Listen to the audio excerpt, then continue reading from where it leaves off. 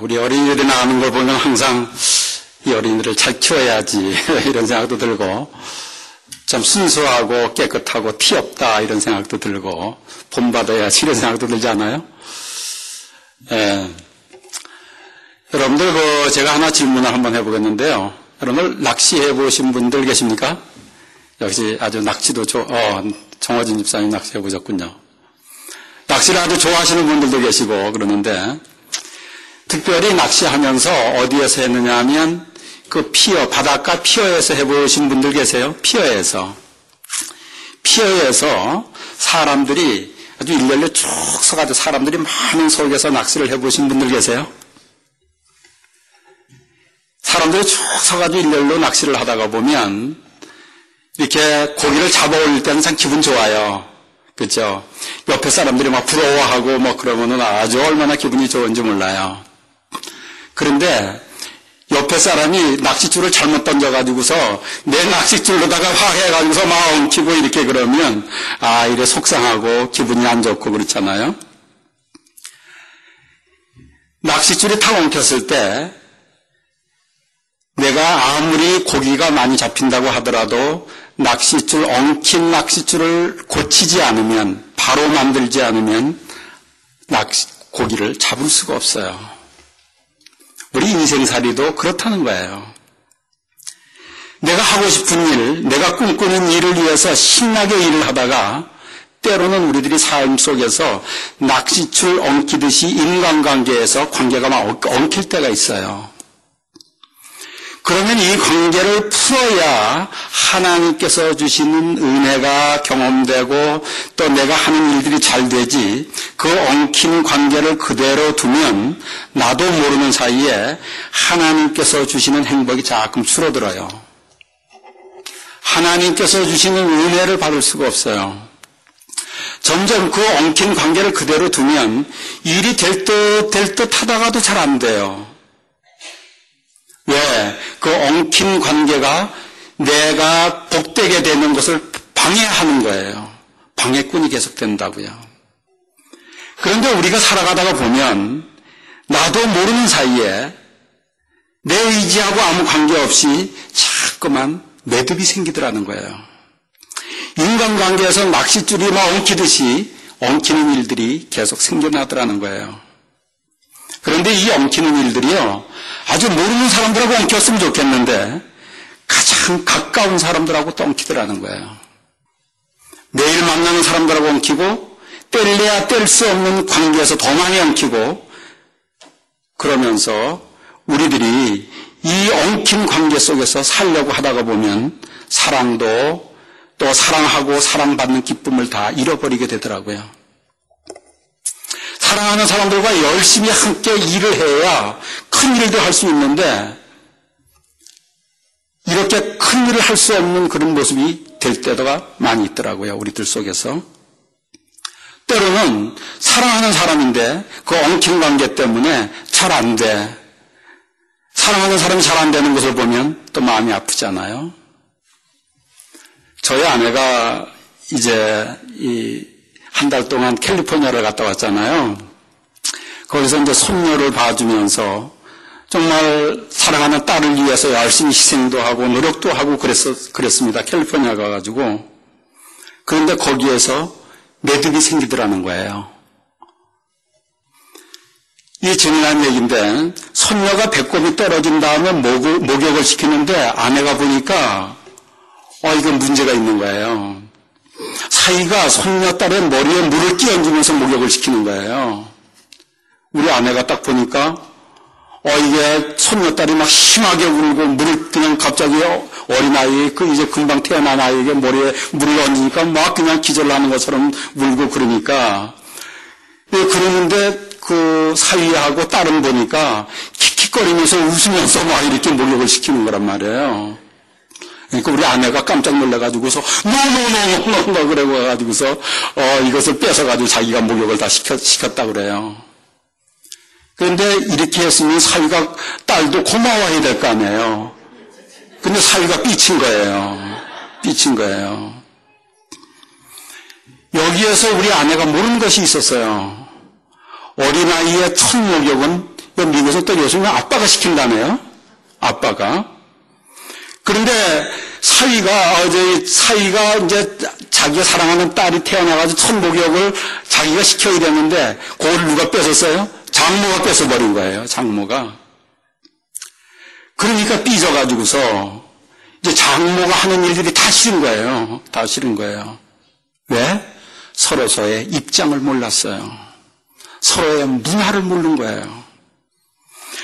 우리가 살면서 이러한 일들이 계속 생기면 생길수록 이러한 사건이 있은다면은 아내는 딸을 사랑해서 희생하면서 수고를 해주었는데 사위는 장모에게 서운한 마음이 들게 되고 엄마도 사위에게 서운한 마음이 또 들게 되고 우리 아내도 사위가 뭐 이런 놈이 있어 열심히 일해줬는데 이렇게 삐져 왜 이렇게 속이 좁아 뭐 이런 생각을 하게 되고 딸도 또 엄마에게 또 서운한 마음이 들게 되는 순간이 생기더라는 거예요. 그래서 이 서운한 마음이 드는 것을 딸과 함께 얘기를 한 거예요. 얘기를 하다가 보니까 문화의 차이도 알게 되고 서로의 입장 차이도 알게 되고 엄마들이 사랑하는 딸이 아이를 낳으면 도와주러 갔다가는 사랑하는 딸과 서로서 마음의 상처를 주고받고 한 달 있으려고 그랬다가 일주일 만에 돌아가는 경우들이 많이 있더라는 것도 알게 되는 거예요. 우리 삶이에요. 이렇게 우리들의 삶 가운데서 일이 술술술 풀리면서 하나님이 주신 행복과 아름다운 여름을 맺지 못하게 하는 매듭들이 우리들의 삶 속에서 매일매일 생겨났더라는 거예요. 이러한 매듭들이 아빠와 아들 사이에서도 생겨나고 부부 사이에서도 생겨나고 친구 사이에서도 생겨나고 목사와 성도 간에도 생겨나고 성도와 성도 간에도 계속 생겨나더라는 거예요. 이상하게도 별것 아닌데 서로를 이해하면 조금만 마음을 넓히면 아무 일도 아닌 것 같은데 괜히 서운해질 때도 있고 질투가 느껴질 때도 있고 내가 싫어하는 일을 사랑하는 사람이 할 때도 있고 괜스레 의심스러운 마음이 들 때도 있고 때로는 내가 사랑하는 사람에게 기대했던 마음이 있는데 내 기대했던 사람이 내가 가지고 있는 것을 하지 않는 기대를 실망시키는 일들도 있더라는 거예요. 이러한 모든 것들이 나에게 뭐가 됩니까? 매듭이 되는 거예요. 매듭이. 그런데 이 매듭을 풀지 못하면 여러분 교회에서 아무리 여러분들이 헌신을 많이 한다고 하더라도 교회를 아무리 오래 많이 다녔다고 하더라도 말씀을 달달달달 외우고 다 많이 안다고 하더라도 철야를 나오고 새벽기도를 계속 나온다고 하더라도 이 매듭을 풀지 못하면 여러분들은 하나님의 은혜를 경험하지 못한다는 거예요. 얼마나 중요한 일인지 모릅니다. 많은 사람들이 이 매듭은 하나도 안 풀고 그냥 와서 철야하고 뭐 이러면서 이것만 다 하면 된다고 착각을 하고 있어요. 그래서 마태복음 16장 19절에서 이런 얘기를 합니다. 내가 천국 열쇠를 주리니 내가 무엇인지 땅에서 풀면 하늘에서도 풀릴 것이요 땅에서도 매면 하늘에서도 매겠다고 얘기하는 거예요. 내가 풀어야 하나님의 은혜를 경험하는 내 모습이 되는 거예요. 우리는 보통 인간관계 속에서 매듭이 생길 때 또 내 마음만 넓히면 되지, 내가 손해보면 되지, 내가 양보하면 되지 이렇게 생각하기도 쉬워요. 그러나 이렇게 해서 매듭이 풀렸다고 나는 생각을 하는데 사실은 매듭이 풀려진 게 아니고 매듭이 속에 싹 숨어있는 경우도 많아요. 그렇죠? 이 매듭이 숨어있는 경우에 이것을 계속 가지고 있으면 가지고 있을수록 이게 더 점점 단단해져서 그것 때문에 하나님께서 주신 은혜를 경험하지 못하는 경우가 얼마나 우리들 삶 속에서 많은지 몰라요. 여러분들도 아마 살면서 그 매듭이 어릴 때 가지고 있던 매듭을 아직도 가지고 있는 분들도 있을지도 몰라요. 우리가 살면서 생긴 매듭을 풀고 엉키고 설킨 일을 완전하게 풀기 위해서 근데 우리들이 해야 될 일이 있어요. 하나님의 앞에 나가서 어떤 것은 하나님의 지혜를 가지고 풀어야 하고 어떤 것은 하나님의 사랑을 받고 넓은 마음으로 풀어야 하고 어떤 것은 하나님의 진리를 깨달으면서 풀어야 될 문제들이 있어요. 다 달라요. 그리고 진리를 깨닫고 다른 것을 이해하고 풀어야 하는 일을 마음만 넓히면 된다고 생각하고 풀으려고 그러니까, 내가 손해보고서 풀으려고 그러니까, 진리를 깨닫지 못하고서 풀으려고 그러니까 그 매듭이 내 속에서 그냥 숨어버리고 마는 거예요. 그리고 그 매듭이 시간이 지나면 지날수록 더 단단해져 버리는 거예요. 그래서 우리들이 이 매듭을 풀어야 되는데, 매듭을 풀려면 첫째로 나를 죄와 사단의 손에서 구원하시고 살아계시면서 이 세상을 지으신 최고의 지혜자로 나에게 상담해 주시는 하나님 아들 예수 그리스도 앞에 나가서 내가 어떻게 이 문제를 풀어야 되겠습니까? 하면서 내가 매듭을 가지고 있는데 이 매듭을 하나님 앞에 설명을 먼저 하는 거예요. 상황을 다 설명하는 거예요. 내 상황을 다 설명하다가 보면 깨달아지는 것이 있다고요. 내가 상대방의 입장을 이해를 못했구나. 내가 속이 좁았구나. 그리고 문화가 다르구나. 사람이 다르구나. 이러면서 내가 매듭을 풀 수 있다는 거예요.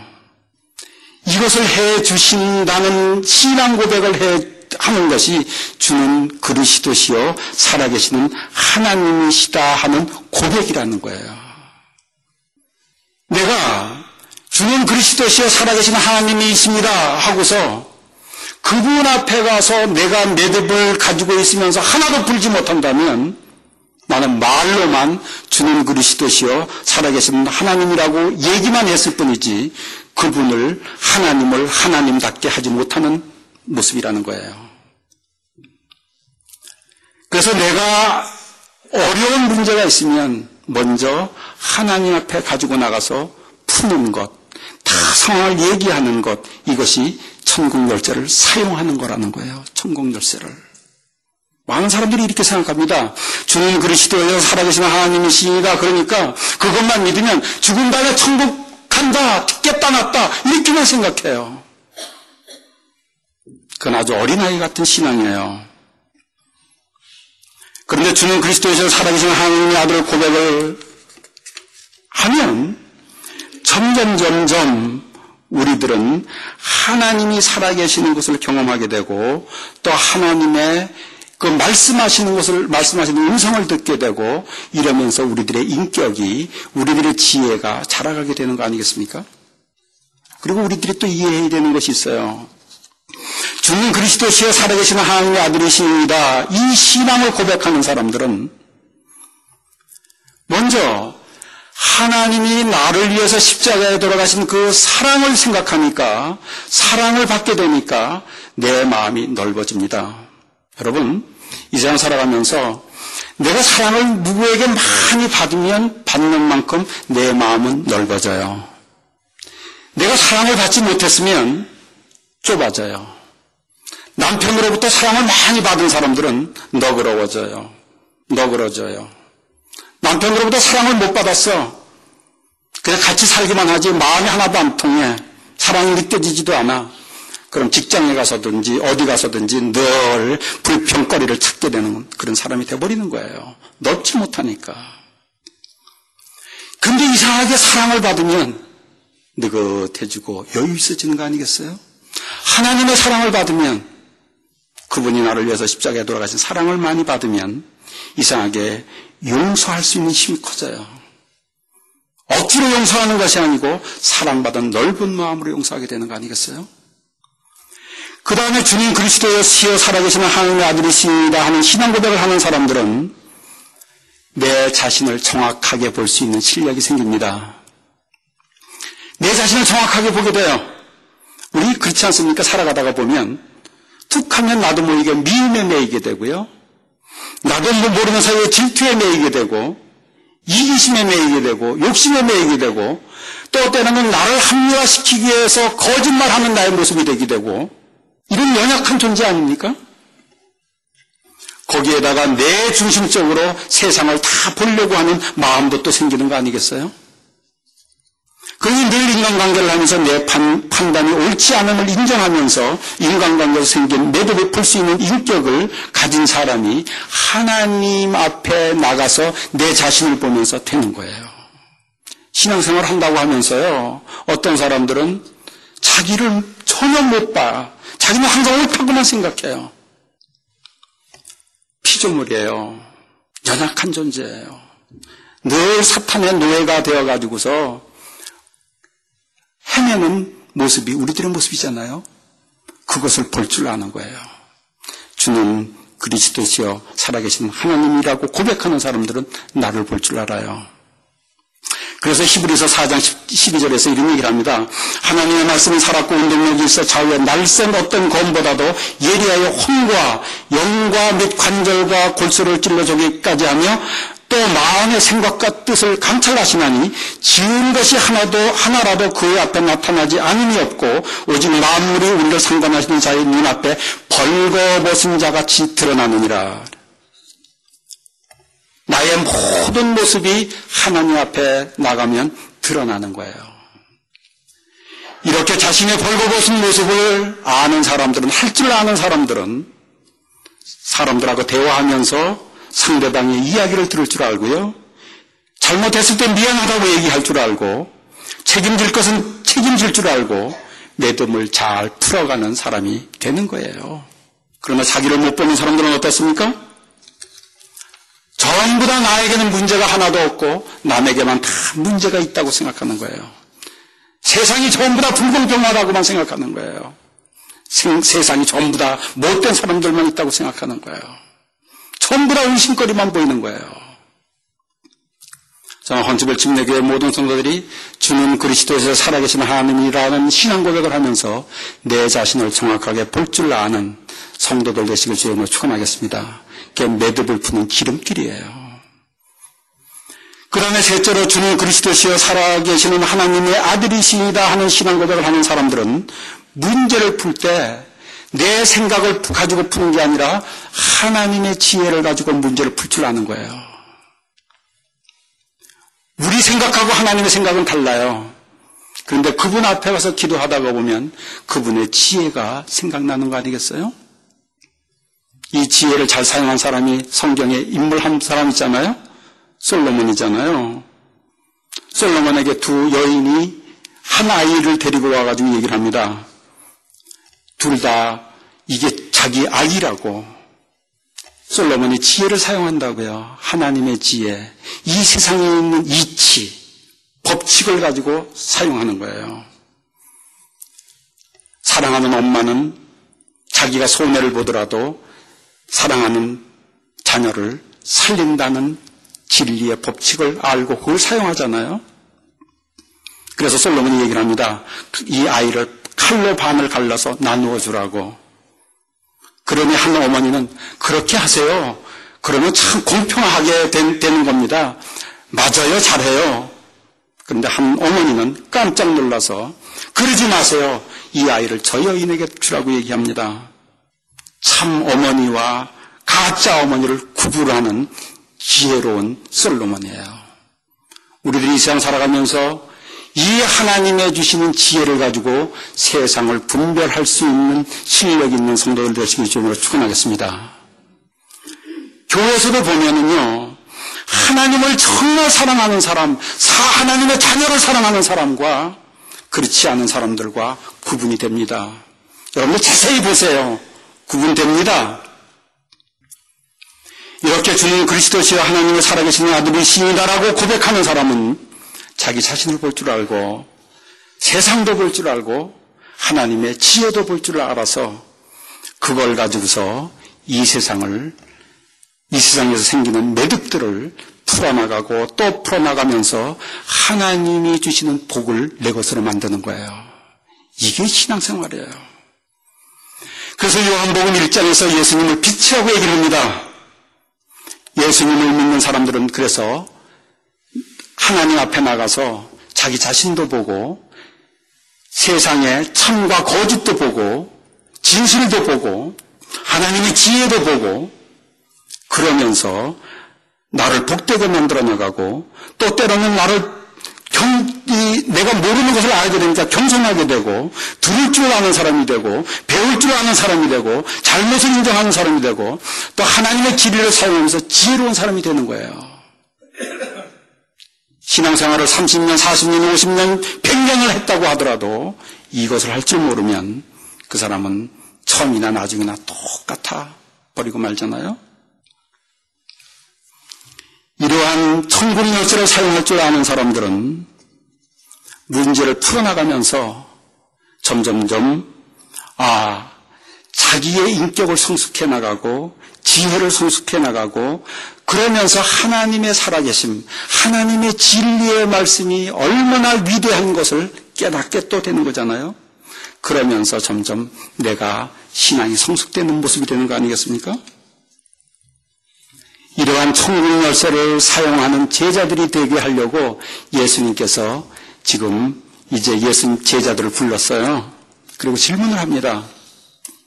사람들이 나를 누구라고 하더냐? 여기서도 예수님의 지혜가 보여요. 바로 제자들에게 너희들 나를 누구라고 하더냐? 너희들 나를 누구라고 생각하느냐? 그러면 제자들이 계산을 할 걸 알아요. 질문을 하는 의도가 뭘까? 예수님이 다 계산을 빨리 할 거라고요. 혹시 천국이 오면 그 대답하는 데 따라서 영의 정도 될 수 있고 자의 정도 될 수도 있고 내가 내침을 당할 수도 있고 또 이럴 거 아닌가. 복잡하게 생각하면서 예수님의 질문에 대답할 거 아니겠어요? 이런 대답이 바른 대답이 나오지 않을 것을 아는 예수님께서 먼저 다른 사람들이 나를 누구라고 하더냐 물어요. 그러니까 자기의 생각이 아니라 다른 사람들이 생각하고 있는 걸 말하는 게 쉽잖아요. 그죠? 그러니까 얘기를 합니다. 더러는 침례요한이라 그러고 더러는 엘리야라 그러고 더러는 에레미야나 선지자나 이런 사람들 중에 한 사람이라고 얘기를 합니다. 다른 사람들이 막 얘기한 걸 막 제자들이 얘기하잖아요. 그러니까 그 다음에 핵심을 얘기하는 거예요. 그렇다면 너희들은 나를 누구라고 생각하느냐. 핵심을 정확하게 찔리잖아요.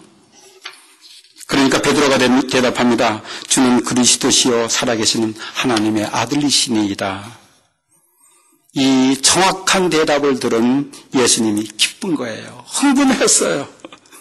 그래서 이런 얘기 하잖아요. 파요나 시몬아 내가 복이 있도다. 이를 알게 한 이는 혈육이 아니요 하늘에 계신 내 아버지시니라. 왜? 주는 그리스도시요 살아계신 하나님의 아들이라고 신앙 고백하는 그 자체가 천국의 열쇠이기 때문에 예수님은 좋은 거예요. 제자들이. 여러분들이 주는 그리스도시요 살아계신 하나님이라고 신앙 고백을 하고서 매일매일 살아가면서 모든 것을 그분하고 상의하면서 그분에게 물어보면서 그분의 음성을 들으면서 천국의 열쇠를 사용한다면 담임 목회자로서 행복한 거예요.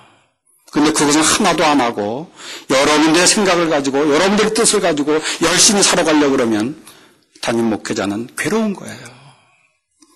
예수님은 기쁜 거예요. 그래서 제자들이 보니까 주는 그리스도시여 살아계시는 하나님이라고 정확하게 얘기하는 거예요. 여러분, 우리가 이 세상 살아가다 보면 이렇게 저렇게 매듭이 생깁니다. 자꾸만 생겨요. 끊임없이 생겨요. 그런데 그 매듭을 하나님과 교통하면서 그분에게 물으면서 그분에게 내 모습을 드러내면서 그분의 지혜를 구하면서 이 매듭을 풀어나갈 수 있는 복된 성도들 되시길 주의 이름으로 축원하겠습니다. 천국의 열쇠를 마음껏 사용하면서 여러분들의 가정을 복되게 만들고 교회를 복되게 만들고 여러분들 자신을 복되게 만들고 여러분들의 자녀들을 복되게 만드는 신앙인들, 이것이 하나님께서 기뻐하시는 신앙인들이에요. 이런 신앙생활을 하는 성도들 되시길 주의 이름으로 축원하겠습니다.